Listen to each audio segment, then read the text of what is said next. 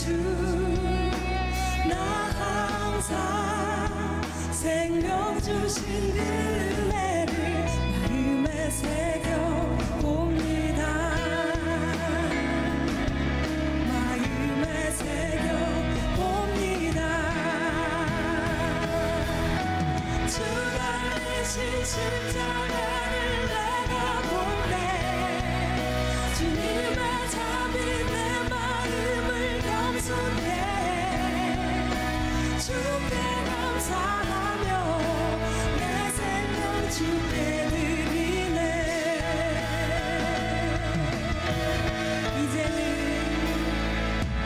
이제는 저 높은 곳에 앉으신 하늘과 땅에 왕 되신 주 나 이제 놀라운 구원의 은혜 높여 찬양하리라. 높여 찬양하리라.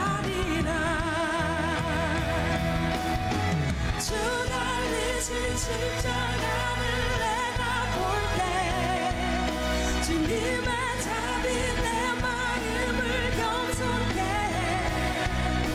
주께 감사하며 내 생명 주께 드리네.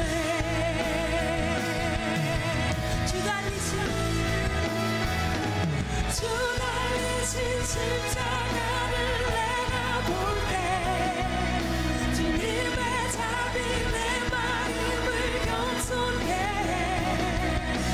주께 감사하며 내 생명 주께 드리네.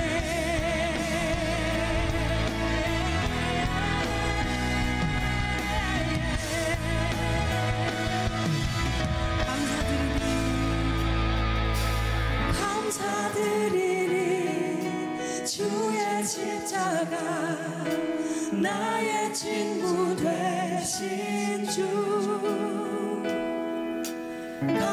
감사드리리 주의 십자가 나의 친구 되신 주. 감사드리리 감사드리리 주의 십자가 나의 친구 되신 주.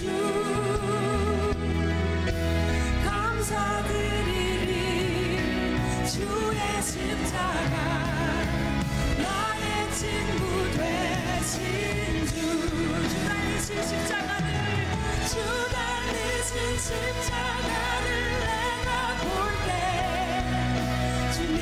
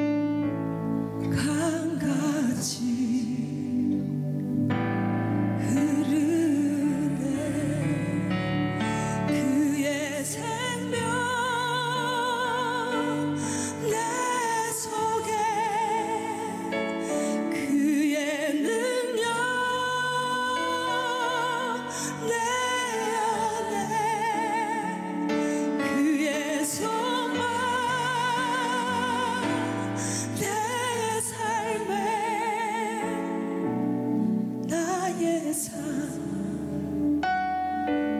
주의 것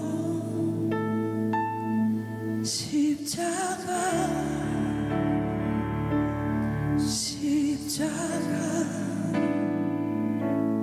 그 위에 나 죽었네. 그 사랑 내 속에 강같이 흐르네. 그 사랑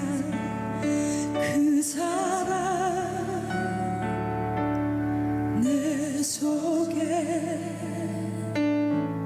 강같이 흐르네. 그 사랑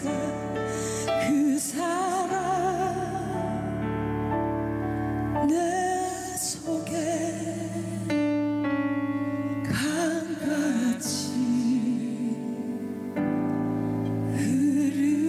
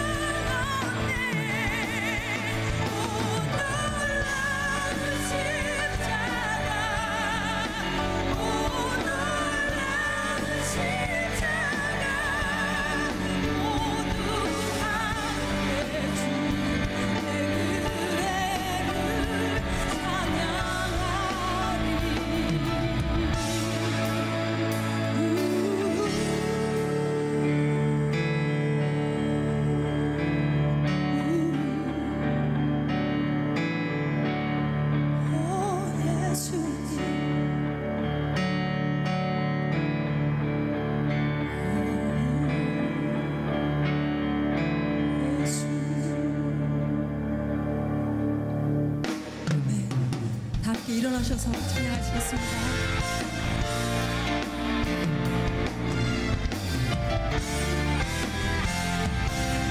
내 눈 주의 영광 보내.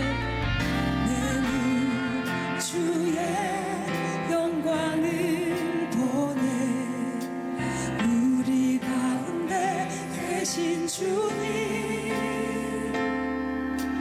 그 빛난 영광 온 하늘 덮고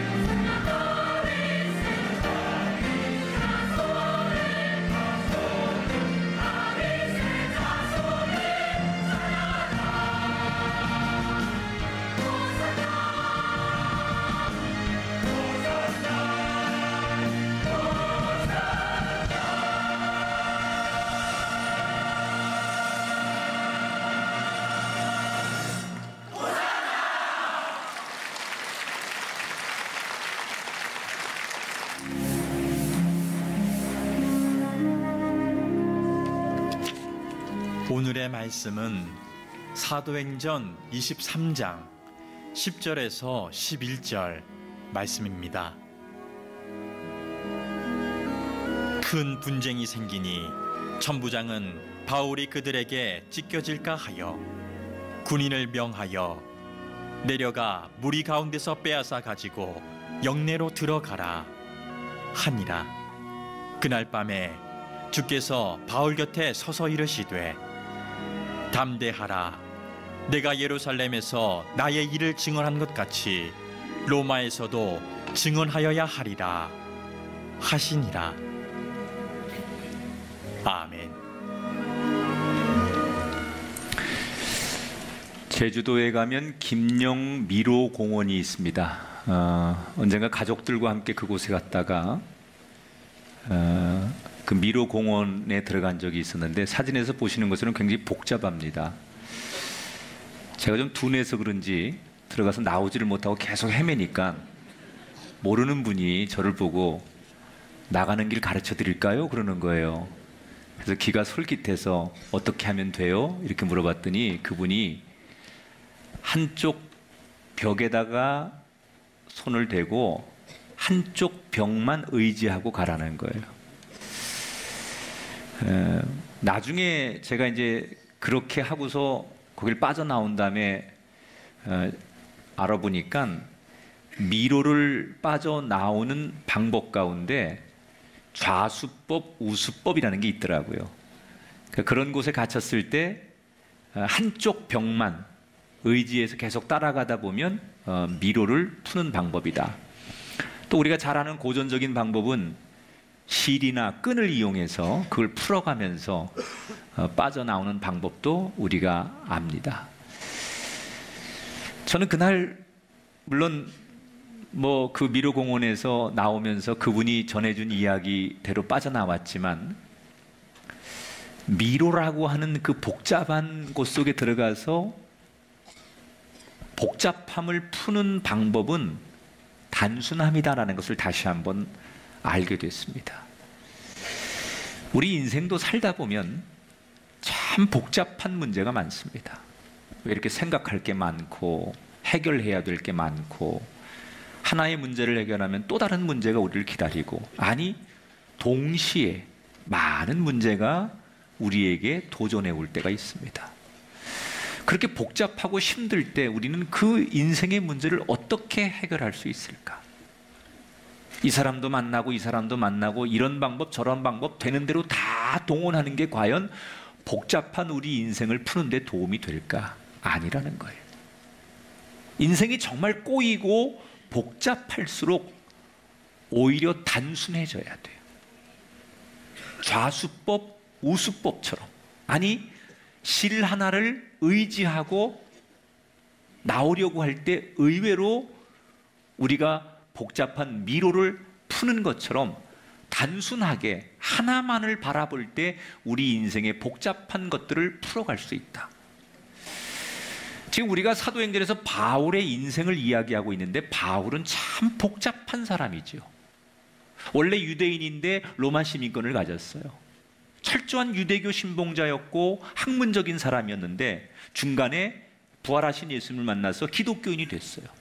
하나님께서 그냥 그 예수님만 믿고 사는 기독교인이 되게 하셨으면 좋을 텐데 특별한 사명을 줘서 유럽으로도 건너가게 하시고 아시아로도 가서 교회를 개척하고 그리고 많은 제자를 양성하게 하고 지금의 기독교를 만드는 사상의 신학적인 근간을 놓게 하는 그런 사람으로 사도 바울을 쓰셨어요. 한마디로 말하면 바울은 너무 복잡한 인생을 산 사람.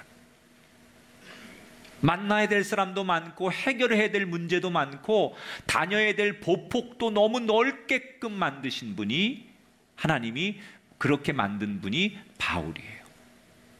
그런데 바울은 그렇게 많은 인생의 짐과 복잡함을 가지고 산 사람이면 분명하지만 그는 항상 심플하게 살아요. 그 비결이 뭔지 아십니까? 그는 아주 복잡한 문제를 만날 때마다 의외로 하늘을 보는 거예요. 하늘을. 오늘 설교 제목이 따라하세요. 하늘을 보라.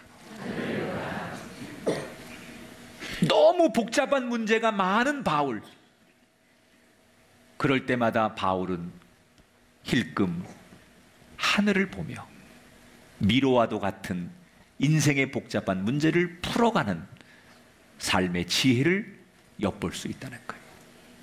오늘 사도행전 23장에 바로 그런 복잡한 인생의 문제를 단순하게 풀어가는 바울의 모습.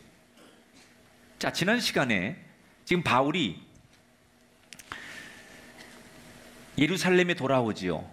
그리고 유대인들의 그 악감정, 미움 때문에 바울은 어려움을 당합니다.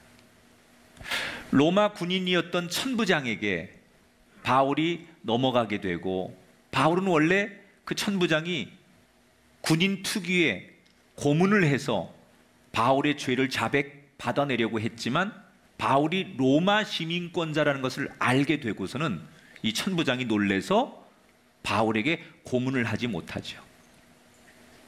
자, 이 천부장이라는 사람은 로마 사람 아닙니까?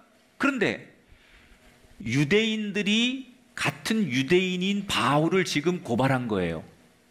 자기가 조사하려고 하다가 로마 시민권이라는 것을 알게 되고, 시민권을 가졌다는 걸 알게 되고, 다시 바울을 이 천부장이 유대인들의 최고의 의결 기구였던 산헤드린 공회에다 넘겨버립니다.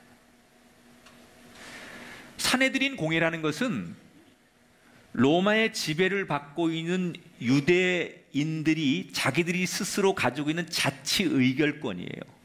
주로 이제 종교적인 힘을 가진 사람들이 모였는데, 대제사장과 제사장들로 구성되어 있는 유대인들에게 최고의 의결 기구예요. 천부장이 여기에다가 사도 바울의 문제를 다시 넘기게 되지요. 천부장에게도 끌려갔다가 다시 유대인들에게 산헤드린 공회에 또 끌려온 사도 바울은 거기서 재판을 받기 전에 자신을 변론하게 돼요. 셀프 변론을 하죠. 자기를 소개하면서 자기가 죄 없음을 이야기하려고 할 때, 오늘 성경에 보니까 대제사장이 바울이 셀프 변론을 막 하려고 할 때 분노하며 사람들에게 저놈의 입을 막아버려라, 아무 소리도 못하도록 입을 봉해버려라, 그리고 바울에게 변명할 기회조차도 주지 않아요. 여기 등장하는 이 대제사장은 아나니아라고 하는 대제사장인데, 이 사람은 바울과 인연이 좀 있는 사람이에요. 바울이 다메섹 도상에서 부활하신 예수님을 만나기 전에 그는 철저히 유대교 신봉자였죠. 그때 아나니아라고 하는 이 제사장 밑에서 기독교를 핍박하는데 행동대장 역할을 했고, 그 위에 보스가 아나니아예요.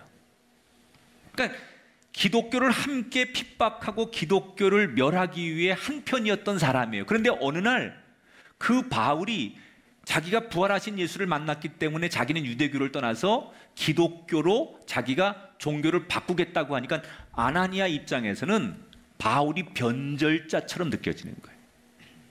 그래서 그 바울에 대해서 못마땅한 감정을 가지고 있었던 아나니아가 지금 이렇게 다시 만나서는 그 바울에 대한 평상시에 안 좋은 감정을 드러내는 거죠.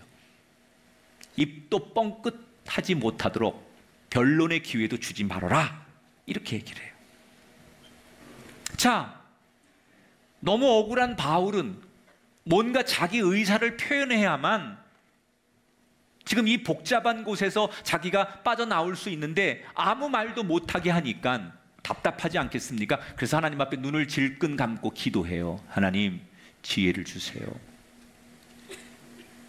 그때 하나님께서 바울에게 번뜩이는 지혜 하나를 주십니다. 지금 이 산헤드린 공회의 재판을 보기 위해서 많은 유대인들이 모여 있는데, 이렇게 보니까 그 유대인들이 바울의 눈에는 두 그룹으로 보이는 거예요. 한쪽은 사두개파 사람들이 모여 있고 한쪽은 바리새파 사람들이 모여 있는 거예요. 같은 유대인인데 조금 성향이 다른 사람들이 모여 있는 거예요. 사두개파 사람들은 어떤 사람들이냐면 제사장을 중심으로 모인 조금 더 기득권을 가지고 있는 유대인들이에요. 이 사람들의 특징은 모세 오경은 믿는데, 율법은 믿는데 천사, 영혼, 부활 이런 걸 전혀 없다고 주장하는 사람들이에요. 그런데 바리새파 사람들은 같은 유대인이지만 유대교 전통을 따라서 살기는 하지만 이 사람들은 구약에서 말하는 천사, 사람의 영혼, 그리고 부활 이런 것을 믿는 사람이에요. 그래서 두 사람들은 같은 유대인이지만 사두개파냐 바리새인파냐에 따라서 자기들끼리 조금 그런 견해가 있었어요. 좀 보수적이고 좀 진보적이고 아니면 좀 신학적으로 또는 교리적으로 자기들끼리 늘 그 문제 가지고 다투던 파가 사두개파 바리새파예요.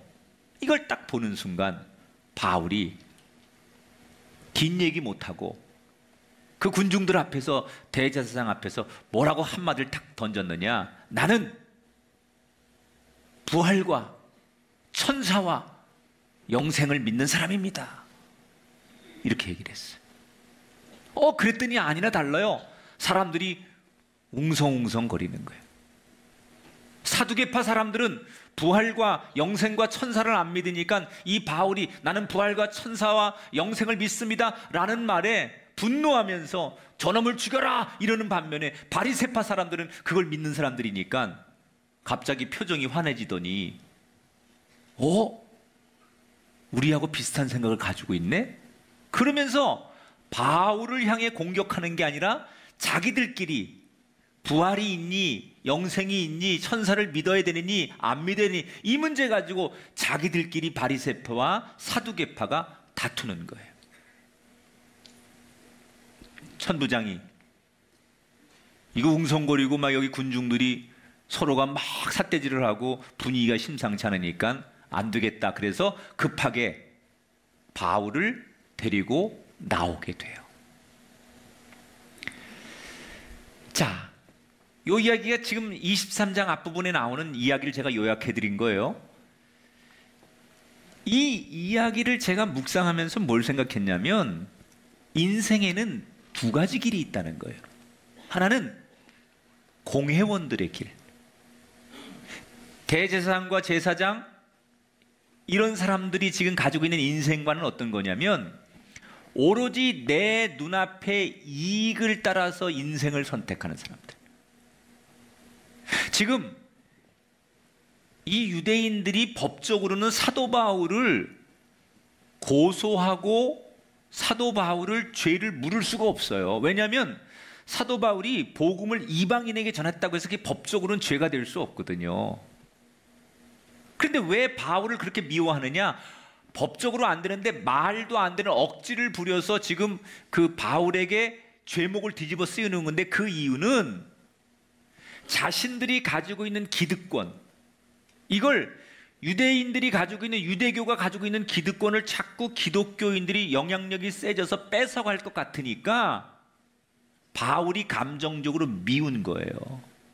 다시 말하면 내 밥그릇이 줄어들고 나한테 어려움을 줄 것 같으니까 그것 때문에 바울을 미워하고 자꾸 죄를 뒤집어 씌우면서 바울을 공격하는 거예요.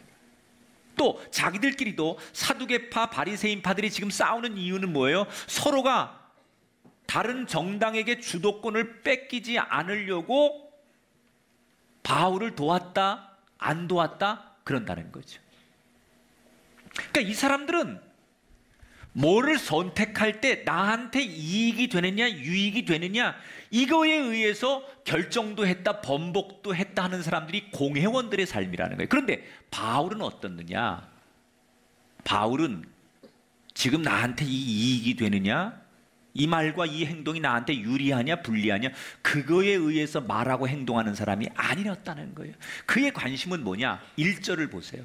같이 읽어봐요. 여러분 형제들아, 오늘까지 나는 범사의 양심을 따라 하나님을 섬겼노라. 양심이 뭐예요? 하나님이 주시는 마음이 양심이에요. 바울은 공회원들처럼 세상 사람들처럼 나한테 이익이 되느냐에 따라서 행동하고 말하는 게 아니라 뭐라고요? 하나님이 나에게 주시는 마음, 하나님이 나에게 원하시는 길, 그걸 항상 기준으로 따랐다는 거예요. 그랬더니 이익이 아닌 하늘을 보며 하나님의 뜻이 무언가를 생각하고 늘 그렇게 결정하고 따르는 바울에게 어떤 위로를 주시고 은총을 주시느냐. 11절 같이 읽습니다. 시작. 그날 밤에 주께서 이르시되 담대하라. 내가 예루살렘에서 나의 일을 증언한 것 같이 로마에서도 증언하여 하리라. 그날 밤에 이익을 따라 살지 않고 하늘을 보며 하나님 주시는 양심을 따라 살기로 결정한 그 바울에게 하나님이 그날 밤 아무도 없는 밤에 주님이 찾아오셔서 뭐라고요? 잘했다.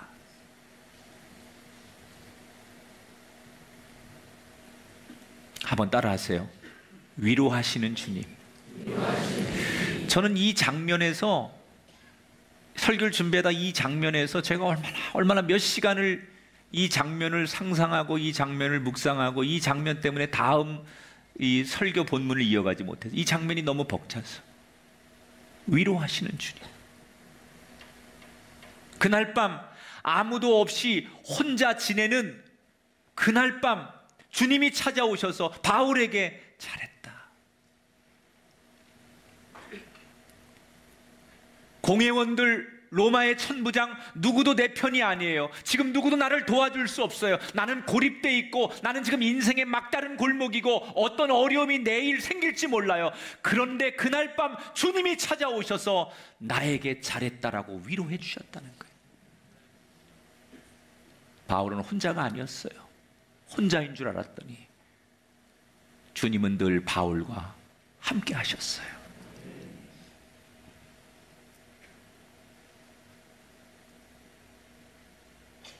세상에 많은 사람들이 나를 위로합니다. 많은 사람들이 나에게 좋은 말 해줍니다. 힘내세요. 믿습니다. 도와드릴게요. 여러분, 정말 그 위로가 위로입니까? 그 위로보다 그리스도인이 받아야 될 위로는 그 밤에 아무도 없는 고독한 그 긴 밤에 주님 찾아오셔서 나를 만나주시고 나를 위로해 주실 때 그게 성도의 위로예요. 여러분은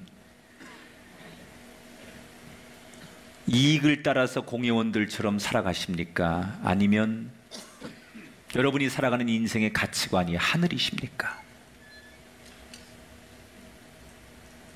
사람들은 눈앞의 이익 때문에 늘 걱정도 하고 신념도 바꾸고 가족도 친구도 버릴 수 있어야 된다고 말합니다. 그러나 여러분, 우리가 세상에서 그렇게 해서 오늘도 내 통장이 채워지고 내 이력서에 새로운 한 줄이 더 채워진들 그 모든 것이 하나님과 아무런 관련이 없다면 그게 내 인생에 무슨 소용이 있겠냐는 거예요. 세상적으로는 조금 환경적으로 넉넉해지고 내 이력과 스펙이 좀 나아질 수 있을지 몰라도 그것 때문에 내가 하나님과 멀어지고 내 영혼이 죽어간다면 무슨 소용이 있겠냐는 거예요. 이 공회원들은 눈앞의 이익을 쫓아서 고민하고 그 이익을 쫓아가다가 결국 하나님과 더 멀어진 인생들이 되잖아요. 그런데 바울은 하늘을 보고 하나님 앞에 떳떳한 삶으로 살았기 때문에 그 밤에 주님 찾아오셔서 위로와 함께 하시는 은혜를 경험한 줄 믿습니다. 저는 저와 여러분의 삶에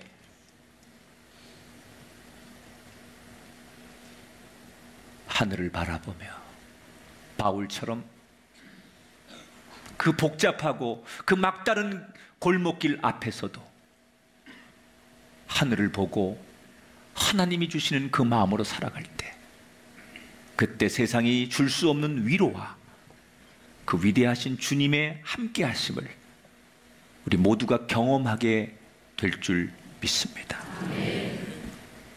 이렇게 공회원들 앞에서 극적으로 빠져나온 바울이 지친 몸과 마음을 가지고 그날 쉬고 있었어요. 그런데 며칠이 지난 뒤 지금 바울은 그 로마의 천부장이 있는 부대에 감금된 거예요. 아직 기소가 되지 않았기 때문에 감옥에 넣은 것도 아니고, 그렇다고 해서 로마의 천부장이 바울을 풀어줄 수도 없는 거예요. 그래서 영내에 군인들이 있는 부대 안에 바울을 가둬놓고 바울을 어떻게 처리할지 천부장이 며칠 동안 고민을 하는 거예요. 유대인들에게 공회에 보냈는데도 다 해결이 안 되니까 다시 데려왔잖아요. 그런데 그렇게 며칠을 지내고 있는데 어느 날 헐레벌떡 얼굴이 사색이 된 한 사람이 바울을 급하게 면회하게 됩니다. 이 사람이 누구냐면 바울의 친조카예요. 얼굴이 하얘져가지고 바울을 찾아와서 삼촌 큰일 났어요. 내일 삼촌을 다시 유대인들이 대제사장이 있는 곳에 다시 재판을 하려고 부를 건데, 그때 가는 길목에 유대인들 강경파, 저 바울을 그냥 둘 수 없다.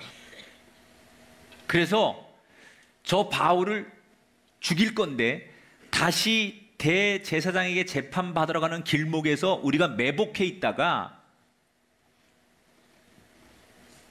같이 죽자, 이런 계획을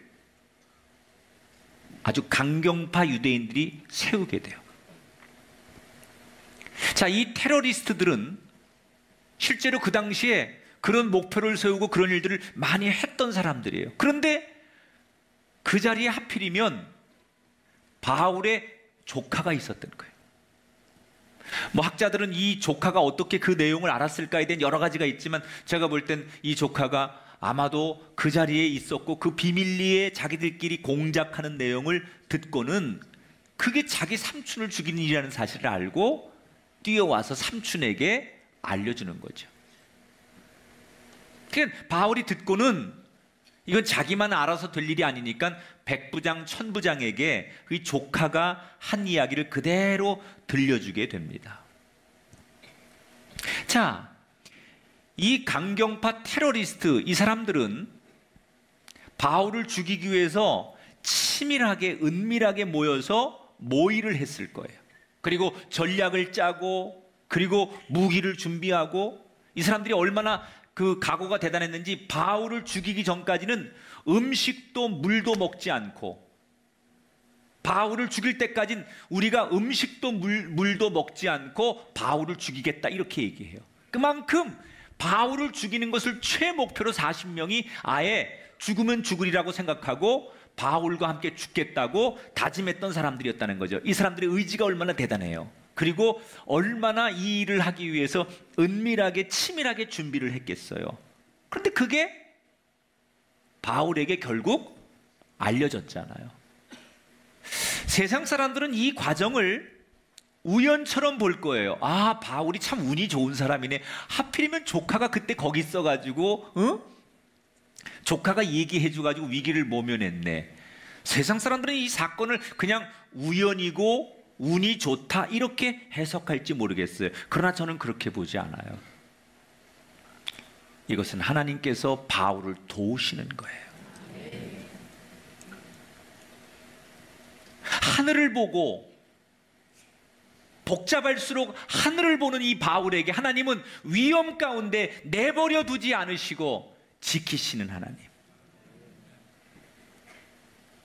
어려움을 당하는 것을 아시고 미리 피할 길을 주시는 하나님.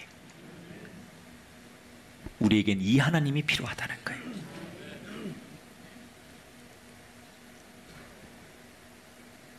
자, 이 40명의 강경파 테러리스트들, 이 사람들은 하나님 보실 때 하나님이 사랑할 수 없는 사람들이에요. 보세요, 이 사람들이 어떤 사람들인지 12절에 보면 이렇게 고백합니다. 날이 새매 유대인들이 당을 지어 40명이 하는 얘기예요.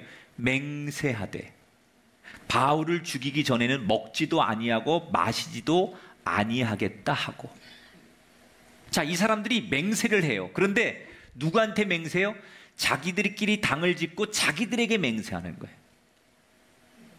맹세를 하나님 앞에 맹세하고 하나님의 이름으로 맹세하고 하나님 앞에 약속하는 게 아니라 자기들을 위해 당을 짓고 자기들에게 맹세하는 거예요. 다시 말하면 자기들이 옳다고 생각하는 대로, 또 다시 말하면 자기의 신념대로 움직이는 사람들. 그게 나라를 위한 일이고 그게 유대교를 위한 일이고 그게 신을 위한 일이라고 생각했지만 그 신념이 어디서 온 거예요? 자기 신념. 자기가 옳다고 생각해서 그렇게 하는 거예요. 그런데 바울은 어때요? 바울은 옳다고 생각하는 그 일이 자기의 신념이 아니라 뭘 해요? 아무리 급해도 먼저 기도해요. 죽을 것 같은 순간에도 하나님의 뜻이 무엇인지를 구해요. 11절에 보세요. 그날 밤에 주께서 바울 곁에 서서 이르시되, 말씀하시되, 죽도록 매맞고 공회에서 죽을 뻔한 그날에도 바울은 뭘 해요? 자기 신념, 자기 고집, 자기 생각으로 하지 않고 하나님 앞에 기도해서 하나님의 음성을 듣는다는 거예요. 여러분은 신념에 의해서 사십니까? 아니면 하나님의 뜻에 의해서 사십니까? 신앙인들이 참 위험한 것 중에 하나 이거예요. 신앙을 가지고는 있는데 내 신념이 때로는 말씀보다 하나님보다 더 강할 때가 있어요. 목사도 그러고 장로님도 그래요. 신앙생활을 하지만, 예배도 드리고 기도도 하지만, 성경을 붙들고 있지만 나는 이런 면에선 신념이 있어. 이게 내 신념이야. 나는 교회에서 이런 신념이 있고 신앙에 이런 신념이 있고 이게 내 철학이기 때문에. 그런데 그게 좋은 것 같지만 때로는 말씀보다 그 신념이 더 앞서고 말씀보다 그 신념이 나를 더 지배하는 순간, 그건 신앙을 가장한 자기를 믿는 사람이 되는 거예요. 신앙은 내 신념보다는 하나님의 뜻을 구하는 게 신앙이에요. 우리 많이 오해해요. 아주 열심히 신앙생활 하는 것 같은데 내 신념이 신앙을 가릴 때가 많아요. 우리가 잘 아는 성공한 왕 중에 한 분이었던 세종대왕이 어떻게 성공할 수 있었느냐? 이분의 리더십을 연구한 학자가 이런 얘기를 했어요. 세종은 자기의 정책을 가장 반대한 사람을 항상 그 일의 책임자로 세웠다는 거예요. 그래서 책임자로 세워놓고 계속해서 그 문제점을 이야기하게 하고 그것을 드러내게 해서 결국은 더 나은 방향으로 가게 했다는 거예요. 다시 말하면 내가 왕이니까, 내가 법이니까, 내가 옳으니까, 이거 왕의 신념이니까 따라라. 그게 아니라 내가 무조건 옳다라는 신념을 내려놓은 사람이 세종대왕이었다는 거예요. 여러분, 그게 맞는 얘기 아니에요? 우리는 연약합니다. 우리는 언제나 내가 옳을 수 없습니다. 옳은 분은, 늘 옳을 수 있는 분은 천지를 지으신 이 땅을 다스리시는 하나님만이 언제나 옳습니다. 그러면 우리는 어떻게 해야 됩니까? 내가 옳은 것 같아도, 그게 내 신념이어도 주님께 물어야 돼요. 주님, 어떻게 해야 됩니까? 내 신념과 하나님 사이에 갈등하십니까? 하늘을 보십시오. 주님, 어떻게 하면 됩니까? 그때 가장 멋진 인생이 될 줄 믿습니다. 자, 이렇게 바울을 죽이려 한다는 소식을 듣고 천부장이 어떻게 하느냐? 이 바울을 지켜줍니다. 조카가 돌아가자 바울이 곧바로 자기 밑에 백부장 2명을 불러요. 장교 2명을 불러가지고 오늘 밤 9시에 급하게 바울을 가이사랴로 호송시켜라. 내일 만약에 바울을 내일 호송하다가 어려운 일이 생길 수 있으니 오늘 밤에 급하게 호송시켜라. 그래서 바울을 호송시키는데 보병 200명, 창병 200명, 기병 70명, 470명의 군사를 붙여요. 여러분, 대통령이 움직여도 이만큼 VIP 대접 못 받아요. 갑자기 바울이 죄수에서 470명의 군인들이 호위를 하는 최고의 VIP 대우를 받죠. 그리고 바울을 편안하게 데려가도록 짐승도 준비시켜줘요. 그리고 가이사랴에 있는 벨릭스라고 하는 총독에게 이 천부장이 바울을 보내면서 편지를 씁니다. 편지를 쓰는데 이제 바울은 그래서 무사하게 그 테러리스트들에게 의해서 죽을 뻔한 그 위기를 넘기고 펠릭스 총독에게 무사히 인계되는 것으로 오늘 23장의 성경 이야기가 끝납니다. 자, 이 천부장이 왜 바울을 살려줬을까요? 왜 바울 편이 됐을까요? 천부장은 로마 사람이에요.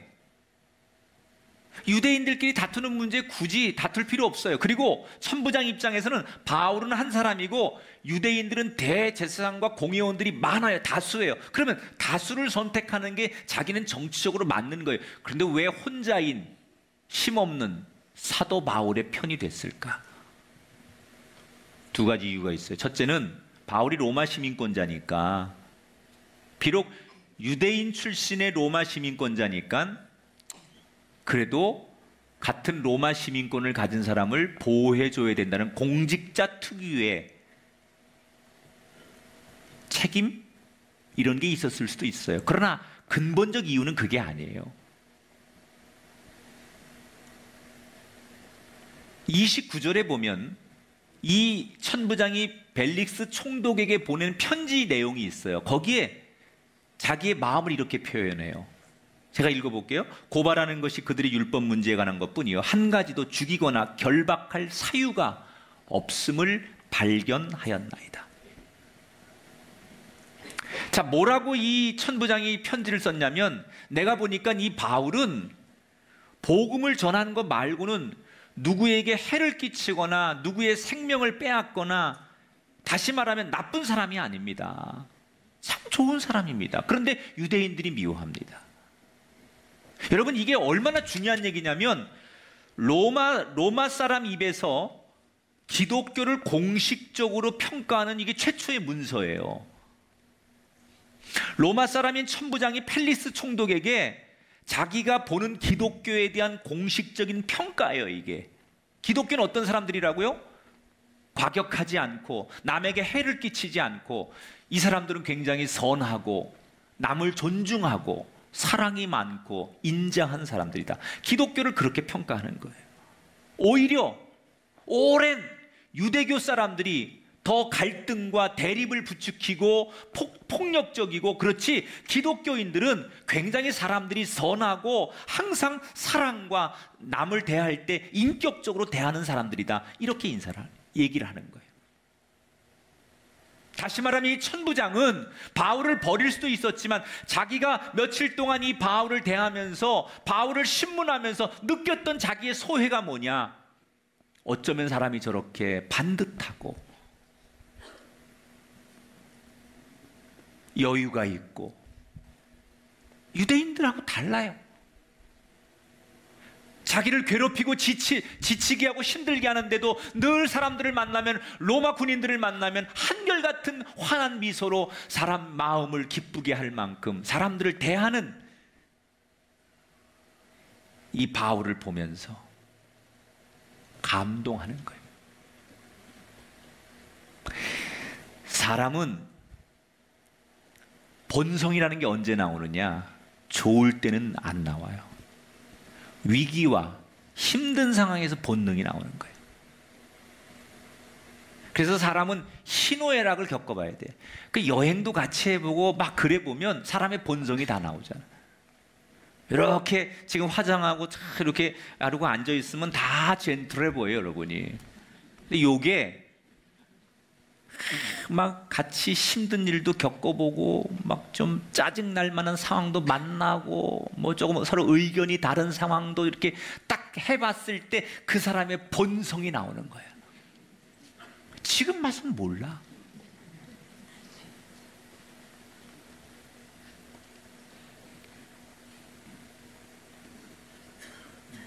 힘들고 어려운 사람은 본능적으로 주변 사람들에게 짜증을 내요. 분노를 표출해요. 가시돋친 말을 해요.